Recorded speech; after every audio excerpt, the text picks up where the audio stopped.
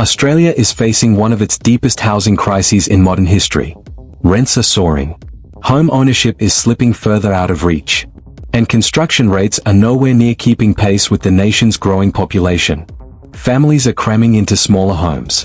Young Australians are giving up on the dream of owning a house altogether.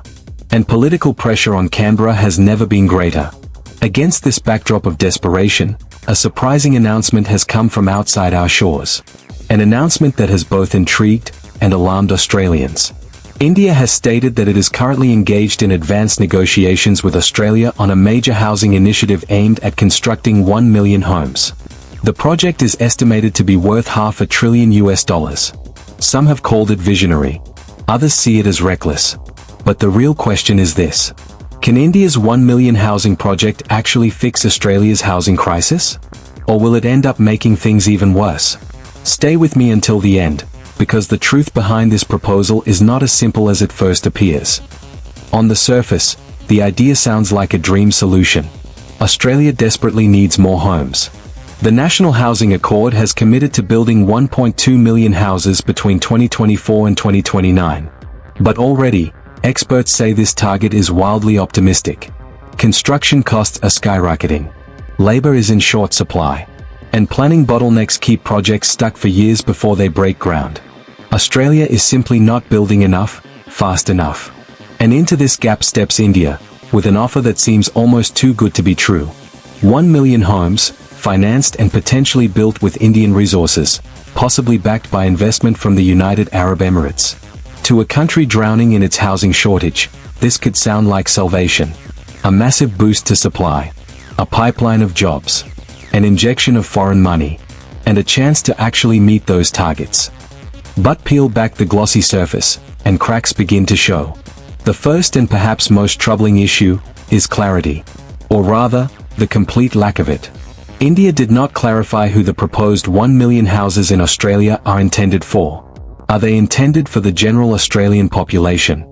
To bring relief to families struggling in Sydney, Melbourne, Brisbane, and Perth?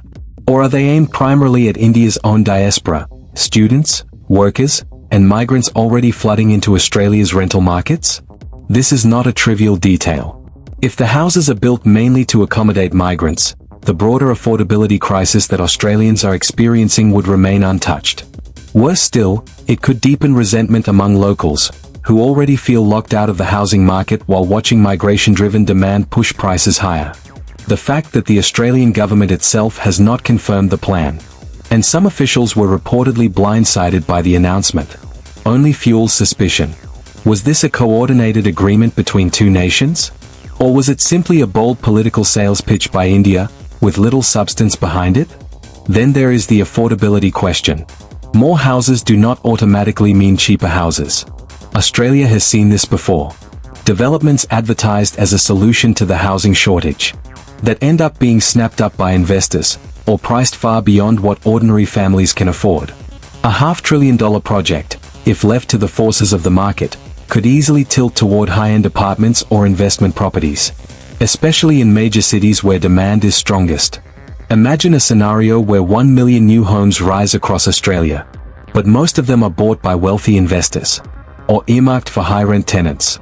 The crisis of affordability would remain untouched.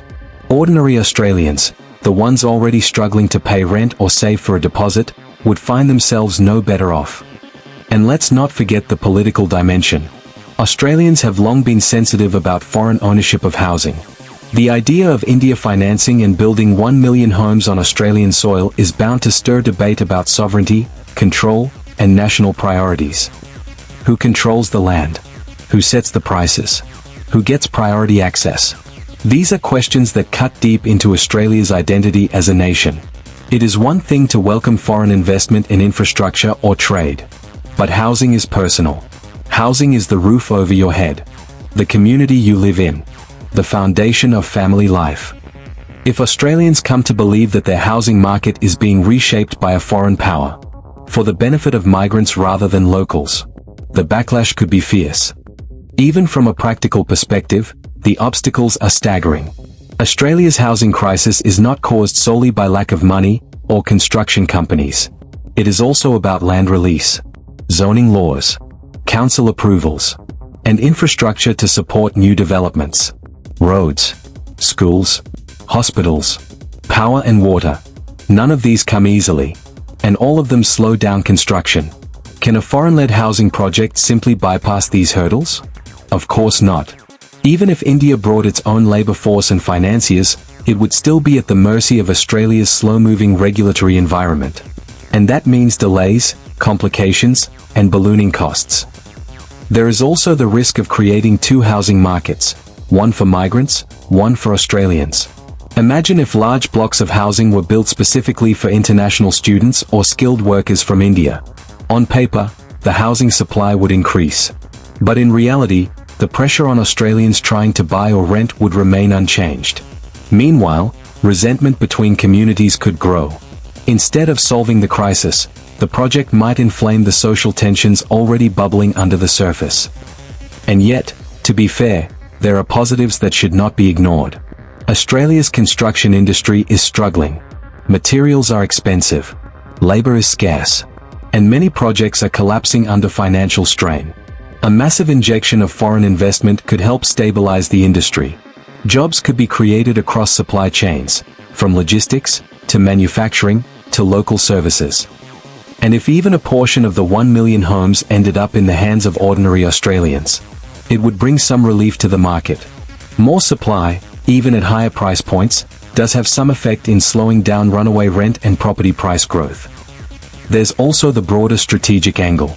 India is one of Australia's key partners in the Indo-Pacific, both economically and geopolitically. Deepening ties through a housing partnership could strengthen trade and diplomatic relationships, at a time when Australia is keen to diversify away from overdependence on China. From that perspective, the proposal carries weight far beyond bricks and mortar. It could reshape regional alliances and investment flows for decades to come. But here is the uncomfortable truth. Australia's housing crisis is not just about the number of homes. It is about affordability. It is about planning. It is about fairness. Without reforms to zoning, without policies to ensure affordability, and without a proper balance between migration intake and housing supply, 1 million new homes, whether built by India or anyone else, will not fix the crisis. At best, they will buy time. At worst, they will create a two-tier system, where some communities benefit while others are left behind. And then, there is the matter of trust. Australians are already skeptical of political promises at home. Now they are being asked, in effect, to trust a foreign government with one of the most sensitive issues in domestic politics. That is not a small ask. And with no clear commitments from Canberra, no details on where these homes would be built, who they would be for, and at what price, the proposal risks being seen as yet another grand announcement, with no real impact. So, can India's 1 million housing project fix Australia's housing crisis? The answer, unfortunately, is no. At least, not in the way Australians desperately need it to. It might help ease supply pressures. It might create jobs. It might even strengthen international ties. But unless the houses are affordable, unless they are built in the right locations, and unless they are accessible to ordinary Australians, rather than just migrants or investors, the crisis will remain. The reality is that Australia cannot outsource its housing problems to another country. The solution must come from within, through bold reforms, smarter planning, and a genuine commitment to making housing affordable again. Until that happens, every promise, no matter how grand, risks being just another illusion. And while 1 million homes may sound like salvation, without the right policies in place, it may simply be a mirage in the desert of Australia's housing market. So what do you think? Would India's housing project be a blessing for Australia, or just another distraction from the real solutions we need?